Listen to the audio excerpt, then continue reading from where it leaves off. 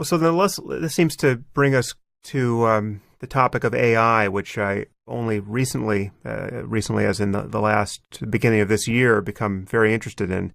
I sort of caught the wave of fears about artificial general intelligence that you're well aware of when people like Stephen Hawking and Elon Musk and Nick Bostrom wrote his book Superintelligence, which I found very interesting and influential. And so I've come down very much on the side of there is something worth worrying about here in terms of our building intelligent machines that do undergo something like an intelligence explosion, where they get away from us. We build something that can make recursive self-improvements to itself, and it becomes a form of intelligence which stands in relation to us the way we stand in relation to chickens or chimps or anything else that can't effectively link up with our cognitive horizons. And I take it based on what I've heard you say in a few contexts that you don't really share those fears, and I imagine that your sanguinity is based to some degree on what we've been talking about the in principle that there is just computation and it's universal and you can traverse any distance between entities as a result. Talk about the picture of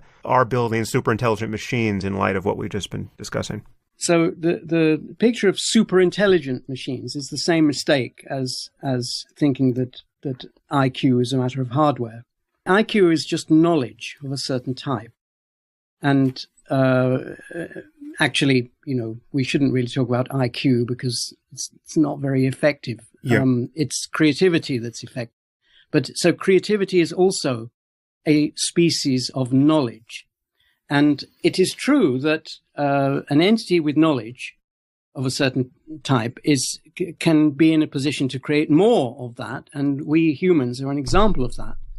When the technology that would create an AI, the picture that people paint of this is that an AI is a kind of machine, and that it will design a better machine, and they will design even better machines, and so on. But that is not what it is. An AI is a kind of program. And programs which have creativity will be able to design better programs. Now, these better programs will not be qualitatively any different from us. They can only differ from us in the quality of their knowledge and in their speed and memory capacity. The speed and memory capacity we can also share in, because the technology that would make better computers will also, in the long run, be able to make better implants for our brains, just as they now make better dumb computers, which we use to multiply our intelligence and creativity already. So the thing that would make better AIs would also make better people. By the same token, the AIs are not fundamentally different from people. They are people. They would have culture. Whether they can improve or not will depend on their culture, which will initially be our culture.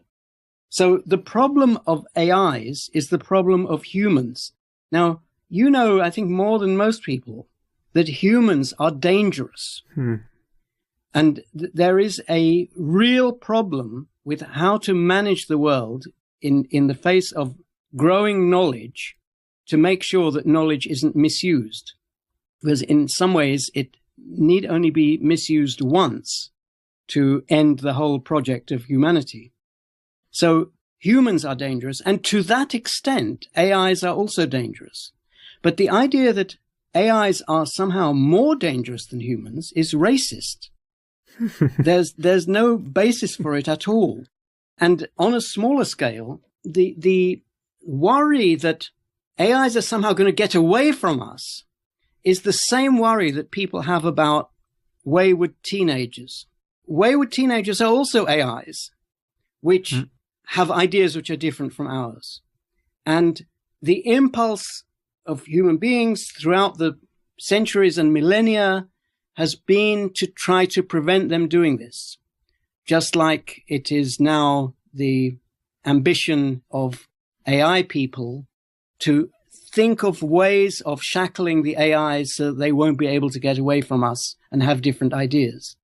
And that is the mistake, which will, on the one hand, hold up the growth of knowledge, and on the other hand, make it very likely that if AIs are invented and are shackled in this way, there will be a slave revolt. And quite right, too. Right.